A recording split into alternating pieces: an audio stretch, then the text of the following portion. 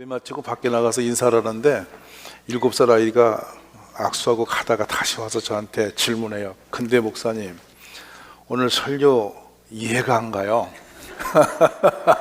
그래서 맞죠? 오늘 설교 어려운 설교예요. 왜냐하면 교리적 설교예요.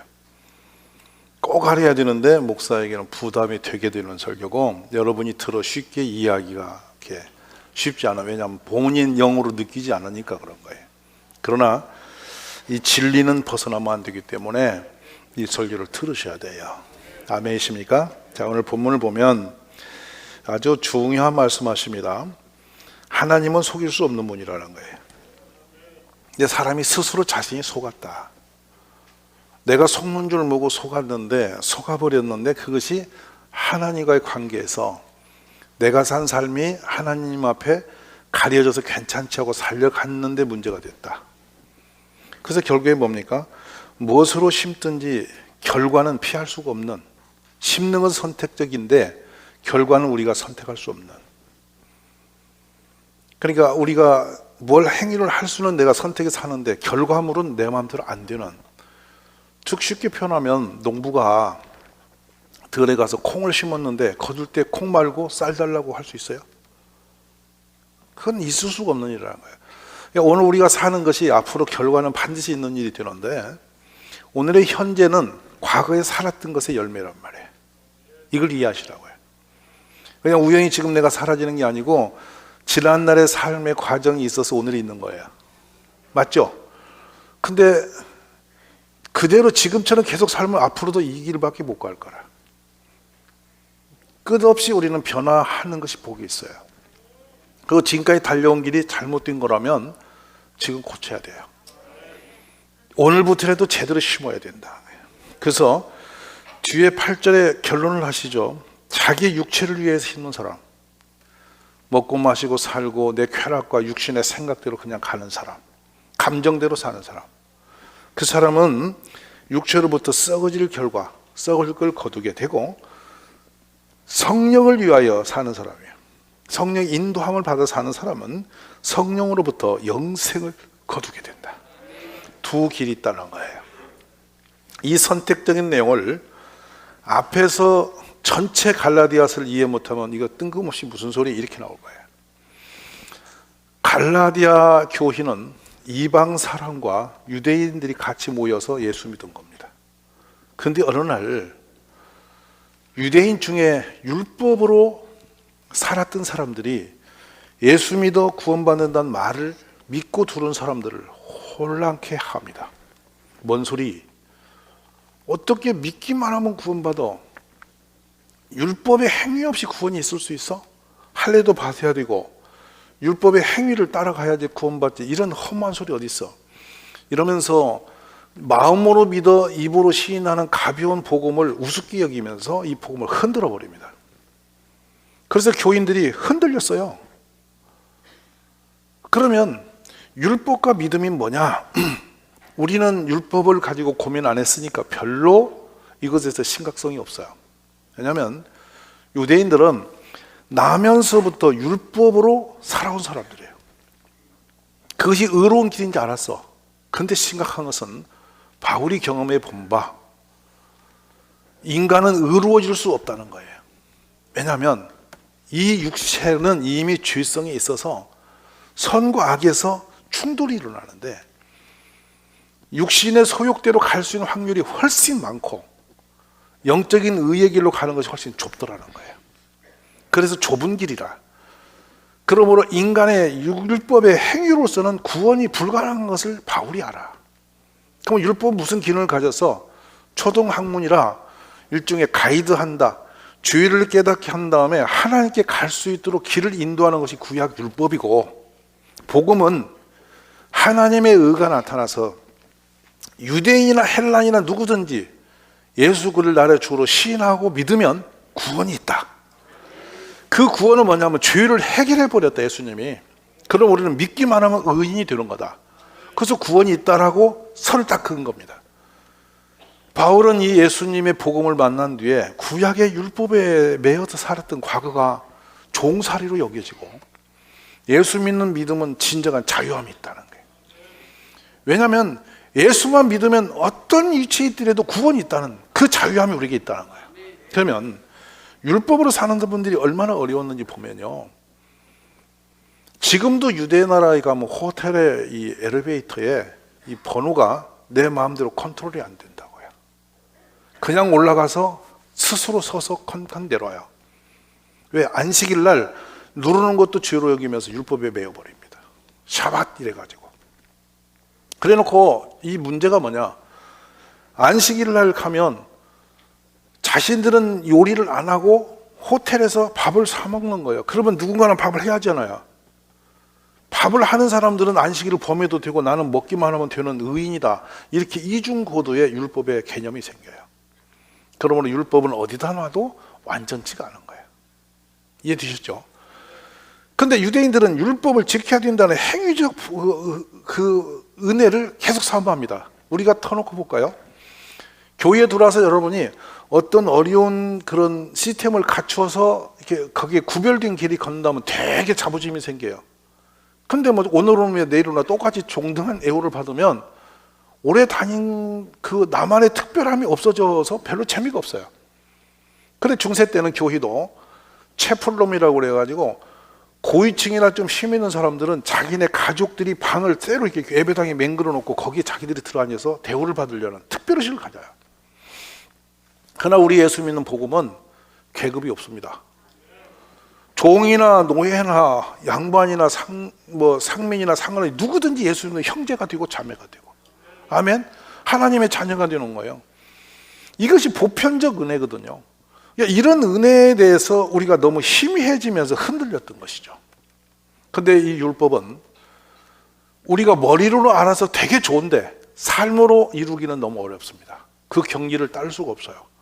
수계편에서 율법의 핵심은 하나님 사랑과 이웃 사랑이거든요. 이해하시죠? 그럼 하나님 사랑은 뭡니까? 마음을 다하여, 뜻을 다하여, 성품을 다하여, 내 목숨을 다하여. 100% 홀곳이 하나님만을 사랑하라는 거예요. 근데 머리로는 이해되지만 실제로 거기까지 살아가는 게 쉽느냐는 거예요. 이건 무지무지 어렵습니다. 저는 그 부분에 걸려서 매우 고생했고, 제가 제 아이에게도 죄를 짓고 제 아내에게도 죄를 진 사람이에요. 뭐냐면 35세 아이를 낳았는데 이 아이가 얼마나 사랑스러운지 자동차 앞에 이렇게 동그랗게 스프링으로 해서 사진을 걸어놓고 다니는데 세상이 다 안 보여, 걔만 보여요. 그리고 말도 못하는 아이를 집에 있는 아이에게 전화 걸어놓고 애를 바꾸라는 거예요, 회사에서. 숨소리만 들어도 간이 떨리고 좋은 거야. 여러분이 보기는 웃어도 저는 그랬다니까요. 그렇게 되더라니까. 온 세상이 가밖에 안 보여. 근데 딱 걸리는 게 뭐냐면 하나님 사랑은 없고 애기 사랑만 있는 거예요. 내 신앙이 가짜야. 그래서 애를 젖먹는 애를 떼놓고 하나님과 씨름을 시작하는데 좀처럼 그 벽이 안 넘어가는 거예요. 계속 아이가 더 보고 싶어지고 더 애처로워 보이고 마음이 더 가는 거예요. 이게 인간의 한계예요. 성경대로 사는 게 얼마나 어려운지 몰라. 이웃을 내 몸처럼 사랑하라고요? 여러분 지금 그렇게 사세요? 내 몸처럼 사랑하는 것은 나보다 더 사랑스럽게 이웃과 대화를 하고 관계를 갖고 살아라는 얘기입니다. 그런데 원수까지도 사랑해야 된다는 거예요. 가능하세요? 이거는 이론적으로는 그렇게 좋은 얘기로 들려오는데 그랬으면 좋겠는데 내가 그렇게 살아가는 건 어렵다고요. 내 몸처럼 산다? 내 손가락에 가시 하나만 박혀도 호 이러고 다니는데 부인 손에 가시 박히면 그럽니까? 호 이러고 하면서 막 그걸 가시를 뺄 때까지 따라다니는데 부인 손 붙들고 다니면서 여러분이 애처롭게 힘쓰고 막 아파요? 그거 뭐라고 가시 박히고 살아? 그 정신 좀 차리지. 이렇게 꾸짖기 바쁠걸? 대충 사는 사람은 쉽지 않은 개념이에요, 이 개념이. 근데 이 개념 속에서 우리는 율법과 이 복음의 한계를 느끼는 거예요. 근데 복음은 우리의 그 허물, 모든 잘못된 것을 다 덮으셔서, 그리고 그 허물과 나쁜 죄는 예수님이 싹 가지고 십자가에서 죽어주신 거야. 그런데 오늘 그 예수님이 나의 주고 하나님의 아들이고 내 죄를 사하신 분이라는 거, 구세주라는 것만 사실을 믿어, 마음으로 믿어, 입으로 시인만 해드리면 나는 구원이 되어버리는, 너무도 단순하고 쉬운 거기 때문에 사도 바울이 놀래버린 겁니다. 이 은혜의 복음을 전하려면 내 조금도 부끄럽게 여기지 않는다.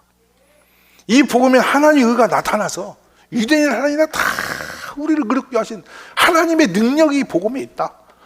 이미 예수님을 만나버린 사도 바울은 율법은 초등학문으로 보고 예수를 믿는 것보다 더 존귀함은 없다, 이렇게 교회를 세웠는데 이 부분이 흔들린 것입니다. 그러니까 율법주의는 뭐라냐면 우리가 착한 행위를 해야 구원이 있지, 율법을 지켜야 구원이 있지, 이렇게 말하는 거예요. 그런데 한 사람도 율법을 제대로 지킬 수 없습니다. 그래서 로마서 3장 10절에 사도 바울이 이렇게 합니다. 의인은 없나니 하나도 없다. 전멸이다. 씨도 없다. 다 깨닫지 못하고 우리는 어리석은 자다. 중요한 부분이에요. 근데 우리가 허물과 죄로 또 허물과 죄로 또 방황하는 우리인데 우리는 믿으면 구원받는다. 오늘 이 은혜를 우리가 깨닫는 복이 있어야 됩니다. 아브라함이 하나님을 믿음에 그것을 그에게 의로 정하셨다 함과 같느니라. 우리도 그러므로 예수를 나의 구주로 믿으시면 복이 있어요. 내가 만일 너의 입으로 예수를 주로 시인하고 또 하나님께서 그를 죽은 자 가운데 살리신 것을 네 마음에 믿으면 구원을 받는다. 사람이 마음으로 믿어 의에 이르고 입으로 시인하여 구원에 이르느니라. 그래서 저는 우리 성도님들이 항상 늘 노래처럼 외우는 성경이 있었으면 좋겠는데 그게 뭐냐면 주는 그리스도시요 살아계신 하나님의 아들이십니다. 한번 따라 볼래요? 시작. 야, 이 고백만은 무시로 하세요. 무시로. 왜냐하면 이 고백을 베드로가 했을 때 예수님이 와 바유나 시몬아 네가 복이 있다. 이건 육적으로 온 게 아니라 하나님이 가르쳐 주신 거 아니고는 못하는 거다. 이렇게 놀래 감사하신 겁니다. 예수님이 감사하신 거라고, 기뻐하신 거예요. 그러므로 우리가 무시로 이 고백을 하세요. 다시 해보세요. 주는 그리스도시요 살아계신 하나님의 아들이시나이다. 할렐루야. 이 고백을 늘 하시면 주님이 기뻐하실 겁니다. 주님은 그리스도시요 살아계신 아들이십니다. 잊지 마시기 바랍니다. 계속 하실 때 역사가 일어날 줄 믿습니다. 저 역시도 마찬가지로 기도할 때에 마음이 공고하면 그냥 이거 합니다. 저는 그대로 살아계신 하나님 아들이십니다. 살아계신 하나님 아들이십니다. 계속 고백을 해요. 그럼 얼마나 믿음이 은혜가 넘치는지 몰라요. 우리 시인하고 고백하는 역사 우리 모두 있기를 간절히 바랍니다. 그래 율법에 의가 있다고 끌어가는 사람들을 개라 표현도 하고요. 사도 바울이 이것들은 거짓 형제들이라고도 말하고 교회는 악한 사람들로 막 혼을 냅니다. 그만큼 우리 예수님의 구원이 위대함을 알기 때문이에요. 오늘 깨달음이 복 있기를 바랍니다. 그러면서 이제 결론으로 아주 중요한 부분으로 갑니다. 너희가 육신으로 살 거냐 영으로 살 거냐 선을 구별하라는 거예요. 육신으로 사는 게 여러분 뭔지 아세요? 제일 먼저 인간의 욕망대로 살아가는 사람이에요. 내 생각이 가는 대로 마음 살아버리는 사람입니다. 기준이 납니다. 내가 기분 좋으면 좋고 내가 기분 나쁘면 나쁜 거고 막 전부 다 자신의 기준이 돼서 왕처럼 헤매고 있는 거, 이게 육신의 출발선입니다. 저는 이 장면을 보면서 깜짝 놀란 것은 이 육신의 문제가 얼마나 심각한지를 놀란 것은 얼마 전에 저희 개척 때 함께 했던 가족과 만남을 갔는데 그분이 갑자기 뜬금없이 충격적인 고백을 했어요. 아직도 내 자존심 때문에 이 말을 하면서 꺼낸 말이 뭐냐면 제가 기도하다가 응답을 받았는데요 너무 부끄럽고 가슴이 아파서 얼마나 제가 울고 회개한지 몰라요. 그래 무슨 말씀이요? 그랬더니 제가 안식일을 주일을 범하며 살았는데요 우리는 어쩔 수 없어서 그날에 일할 수밖에 없다고 스스로 판단하고 지금까지 25년 이상을 주일날 일하면서 살았거든요. 그래서 열심히 살았고 부지런히 살았고 믿음 생활 잘 했으니까 좋은 줄 알았어요. 근데 기도하는데 응답이 오는데 뭐라고 하시냐면 가정을 놓고 기도하는 가운데 이렇게 하시더래요. 네가 썩은 것을 먹였으니 뭐가 좋겠냐. 그 응답을 받았대. 처음에 이게 무슨 말인지 몰랐대. 자신이 왜 이 이야기 무슨 말이지 하고 헤맸는데 한참 후에 딱 떠오르는 게 만나가 딱 떠오르더래요. 이 사람들이 만나를 욕심이 나서 안식일을 거두지 말한다. 아무것도 없었어요. 근데 그날 먹을 걸 그날 거두어 그날 소비하라고 했는데 그걸 싸놓으니까 썩어서 냄새가 나고 벌레가 났어요. 근데 자신의 욕심으로 좀 더 돈을 더 벌어야 되니까 그분이 집이 없이 출발한 가정이에요. 제가 잘하니까. 그러니까 좀 더 열심히 벌어야 된다 생각에 주일날 계속 25년 일을 했는데 아이들이 다 많아져 버려요. 그래서 아이들을 놓고 기도하는데 하나님 음성은 네가 썩은 걸 먹였으니 좋은 일이 있겠냐. 그렇게 열심히 살았는데 가진 것이 없이 다 날아가 버렸대. 벌기는 버렸는데 털려버렸더래. 어떻게 날아가 버렸지? 우리가 노름한 것도 아니고 가서 사고 친 것도 아닌데 왜 털려버렸지? 열심히 하면서 열심히 번 게 다 날아가 버렸더라는 거예요. 그러고 깨닫기를 썩은 것을 거두러 다녀서 스스로 어둠을 파는데 이거를 25년간 못 깨달았다는 겁니다. 그분의 고백이에요. 저는 정기적 개념으로 말씀한 게 아니고 그 사실을 깨닫고 지금 돌이키고 보니 이제 60이 된 거예요. 아차 싶은 거죠. 우리들이 육신의 욕망이 꼭 그래야 될 것 같고 그렇게 해야만 될 것 같고 그것이 필요한 것 같고 해서 가는 겁니다. 내 기준으로. 그러나 하나님의 말씀의 기준으로 살았으면 훨씬 더 좋았을 것을. 우리는 이런 생각을 하는 겁니다. 근데 율법은 보면 남은 그렇게 살라고 가르치는 본인은 못 사는 이중적 구조를 가지고 있어요. 우리 종종 그러죠. 우리 자녀들 보고 거짓말하지 마라 해놓고 남편 앞에 거짓말 하잖아. 그러니까 애가 보잖아. 그래서 저한테 말한다니까. 우리 엄마 거짓말쟁이래. 왜냐면 아빠 속인대. 그럼 넌 안 속이냐? 저도 속였대. 엄마가 속이는 거 봤대. 애가 정확하게 알아. 그런 고백도 애들이요 가림이 없이 할 때가 초등학교 2, 3학년까지는 그 고백을 일러줘요. 근데 더 크면 이놈도 이제 오염이 돼갖고 이제 그 불편한 말을 싹 가리고 안 들은 척, 안 본 척 하는 건데 사실은 이중구도거든요. 잘 들으셔야 됩니다. 여러분은 설교가 은혜스럽지 않다고 말 안 하는데 얘는 가다 하잖아. 아까 오늘 이해할 수가 없는 설교를 왜 했냐고 그러잖아. 그 지금 2부 설교 제가 많이 바꿔 서고 있는 중이야. 찔렸어 제가. 왜냐면 어렵다는 거예요. 걔가 율법이 뭔지 믿음이 뭔지 헷갈리지. 7살짜리가 뭐 알겠어. 제가 어떻게 좀 알아보려고 했는데 도저히 이해가 안 가니까 가다가 와서 저한테 말하고 가잖아. 오늘 설교 뭔 얘기인지 하나도 모르겠다고. 알아듣겠습니까? 그런 겁니다 여러분. 근데 우리는 스스로가 속는지도 모르고 속은 길을 갑니다. 우리 하나님 말씀하십니다. 예수 믿는 사람은 염려 근심 걱정 해야 된다? 무엇을 먹을까 말까 힘든 것 때문에 고민해야 된다? 아니, 아시면 이 내용은 알아요, 몰라요? 그러면서 예수님이 비교를 하십니다. 공중에 나는 새를 봐라. 들에 있는 백합화를 보라. 심지도 거두지도 가꾸지도 않는데 먹고 살고 아름답지 않느냐? 하물며 너희일까 보냐? 천국에 너희가 필요한 것을 하느님 모르시겠냐? 이렇게 말씀하시거든요. 맞아요, 안 맞아요? 근데 우리는 지금 그 먹고 사는 거 걱정해요, 안 해요? 그거 걱정 안 했으면 여러분 아마 얼굴이 10년은 더 젊어졌을 거예요. 괜히 근심합니다. 애를 키우면서도 걱정합니다. 야가 나중에 크면 어떻게 할까. 엄마들이 생각이죠. 지금처럼 그냥 고정되어 있으면 좋을 것 같지. 크기는 좋은데 더 커지면 잘못 될까 봐 걱정이고 미래까지 걱정하고 어느 부모님 뭐라고 하냐면 우리 애가 늙으면 어떡하냐고. 이야, 제가 그래서 그분 보고 참 기가 막힌 고민도 하신다고 그랬어. 애가 이쁜데 애가 나이 들어 늙으면 어떡하냐고. 안 늙었으면 좋겠대. 그런 근심을 갖고 있더라고. 그 자기 기도한데 애기는 안 늙기를. 잘했다. 우리 인생이 그냥 괴이한 인물입니다. 현실과 이중구도를 가지면서 그걸 버티고 있는 거예요. 사랑 여러분, 어쨌든 우리 스스로가 속는 줄 모르고 끌려가는 육신의 욕망에서는 우리가 벗어나야 됩니다. 오늘 갈라디아서 5장을 보시면 이 장면이 나오죠. 뭐가 나오냐면 육체의 소욕대로 살아가는 모습들이 이거거든요.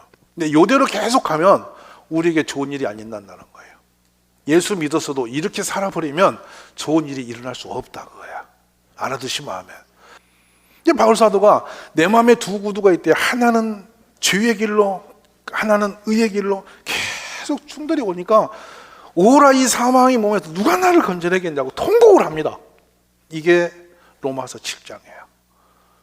그래, 우리 육신대로 살면 반드시 하나님과 원수되고 너희가 망하게 되니 절대 육신대로 살지 말고 하나님의 복음, 의로 살아라. 근데 의를 보니까 성령의 인도함을 받는 거예요. 오늘 새해에 우리가 인간의 욕망대로 살지 마시고 성령의 인도받는 우리 가족이 되시기 원하는 거예요. 육신은 감정대로 가는 거고 내 생각대로 가는 거고 상황에 필요한 대로 갔다가 내 머리를 대고 가는 것입니다. 아까 전에 그 개념을 주의를 깬다는 것이 그렇게 무서운 줄 모르고 달려버리고 난 뒤에서 아차 보니 자녀들이 다 망가져 버리고 가진 것도 없이 털려버리고 헛수고인 줄 그때 깨달았다는 거예요. 너무 억울하다는 거예요. 오늘 이거 깨달으셔야 됩니다. 내가 열심히만 살고 부지런히만 살아도 되는 것이 아니고 바른 길을 가야 좋은 걸 얻는다는 거예요. 새해는 성령의 인도하심을 받는 우리 가족이 되시기 원해요. 기도하십시오. 여러분이 그냥 무릎 꿇고 막 주여하고 막 세포도 부르지 않는 기도도 많아요. 그냥 하는 기도 많아요. 그냥 하나님 제가 하는 길을 인도해 주세요. 저는 연약한 사람입니다. 제 뜻대로 살지 않고 하나님 뜻대로 살게 해주세요. 자꾸 코드를 주님께 맞추면 주께서 인도하십니다. 그렇게 살다 보면 내가 성령 인도를 받는 사람이 되는 거예요. 어렵지 않은 일입니다, 여러분. 그리고 어떻게든지 기도하면서 말씀을 보면서 설교를 들으면서 내가 잘못된 걸 자꾸 수정해 가셔야 돼요. 우리 주님을 찬양하면서 예수님께만 코드를 맞추세요. 결론입니다. 예수 믿으면 이 땅에서 우리가 되냐? 아브라함의 복을 받습니다. 그래서 모든 저주가 내가 원치 않는 일이라는 것은 모든 것이 저주로부터 오는 것들인데 영적인 세계니까 안 보여서 일어나는 일이죠. 누가 무너지고 싶고 누가 사고 당하고 싶고 누가 나쁜 길 가고 싶어요. 영적으로 속아서 가다 보니 덜리는 거예요. 성령 인도 받으시면 물속에도 길을 나고 사막에도 길을 내시고 광야에도 길을 내시고 사막에도 물을 내시고 남의 시가 불 속에도 갈 길을 열으시는 게 하나님이에요. 이게 믿음이에요. 새해 들어서 우리 모두가 성령의 인도를 받고 하나님의 보호를 받는 우리 온 가족 되시기를 주의 이름으로 축원합니다.